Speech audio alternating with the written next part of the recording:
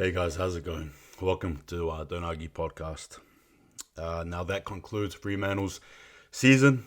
Collingwood winning 79 points over Fremantle 59, 11-13 for Collingwood, and 9 goals to 5 behinds for Fremantle. Now, before I commence as well, any formalities, I just want to also, tip my hat to Dave Mundy, a great serviceman, soldier for the Fremantle Dockers.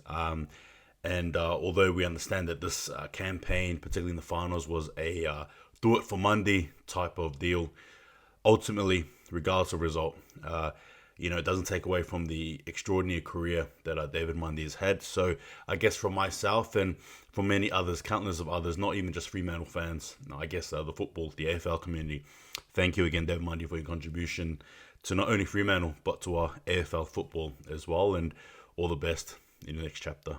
Thank you. Now, we go into the game here, and obviously before the bounce, there was a lot of that talk about Fremantle, not having a slow start again, obviously reminiscent to what happened to the Bulldogs now against the Bulldogs. Now, as this game sort of played out, particularly in the first quarter, things were looking eerily similar to the Bulldogs game. Now, in saying that, we all understand that the Pies basically are a different opposition, and I suppose Fremantle did not get the memo. I'm not going to look at this game here and point out individuals. It does no one any good. If you want to point out individuals in the comment section, please feel free to. It is what it is.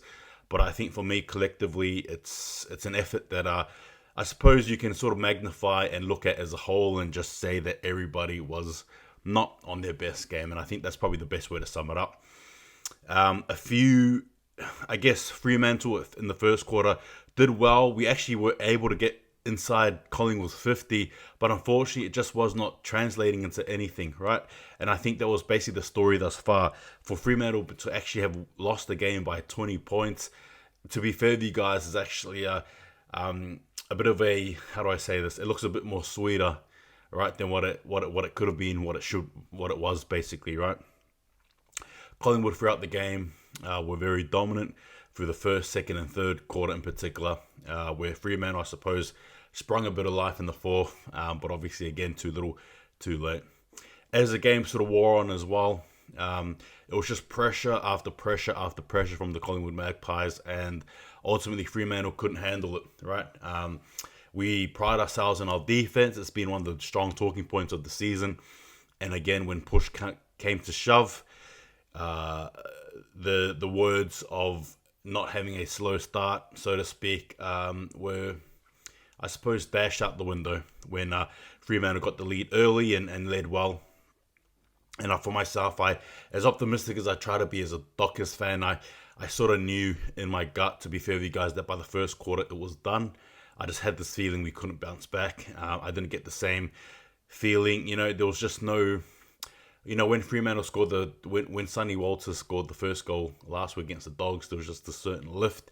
And obviously when Schultz did it, it just didn't feel the same for me. It didn't feel the same. Now, interestingly enough, though, in this game, not only was it pressure that Fremantle also succumbed to, but I think at the same time, it was just, from our end as well, just lack of, go forward, perhaps lack of whatever it was. But I don't think the battle was necessarily lost per se in the mid. Although obviously a lot of ball movement was happening there. I think for mine it was just the way that Fremantle were executing things. I think especially going into hour and 50. But that's just the way the game went, right? It was just a simple, summation. Is basically Collingwood, too much pressure. Fremantle just couldn't answer, couldn't deliver. When push came to shove, we couldn't stand there and duke it out. That's the reality. And I guess, like I said, I'm not here to sing songs and praise individuals, and I'm not here to blame him as well. Really, ultimately, it's a game that Fremantle could have won. We could have, generally, if we had wanted it more, but we didn't. But again, that's just hats off to the Collingwood Magpies. Now, another thing about this game as well that I was sort of thinking about.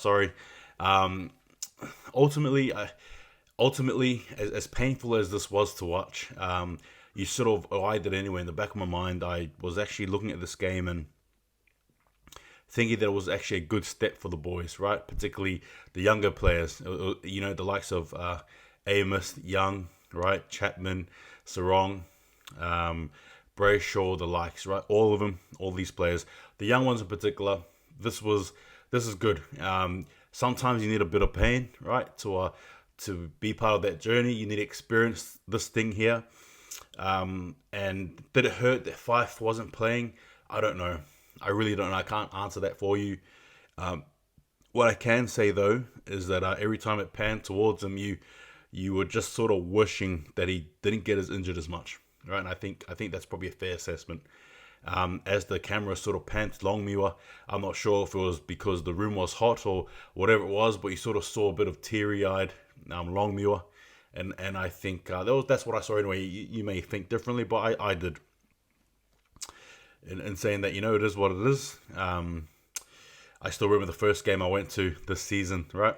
This year when we went over, when the Crows were hosting Fremantle, and I went there and I watched it live, and obviously this time I watched it on the telly, this time against Collingwood. But no, overall, it's a very good season, I think anyway.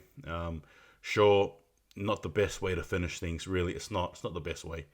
I think Fremantle could have done a lot better, to be fair with you. But in saying that, if you can't, if you don't know how to work well under pressure, you're gonna falter, right? And I think that's exactly what happened.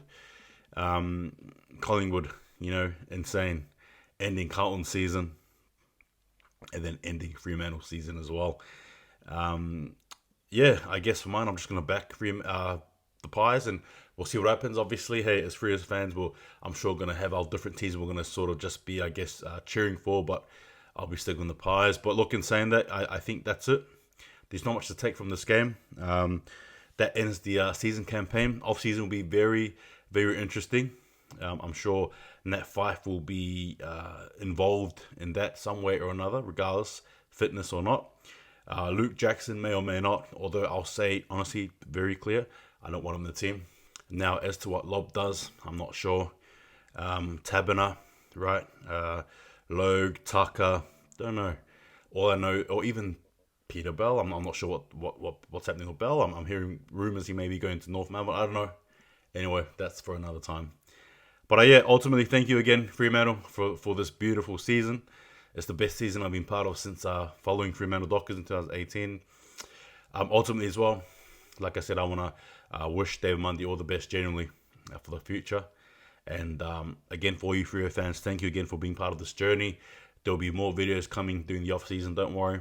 A lot of footy to talk about, always. But again, it's been a pleasure. Take it easy. See you guys next time. Bless you guys. And kudos to the Pies. It is what it is, There's no point looking at this game and really saying much more on it. I think that's it. Anyway, 2023, here we come. Anyway, thank you again, guys, for watching. Take it easy. Bless you all. And, Fremantle, bring on next year. Don't argue.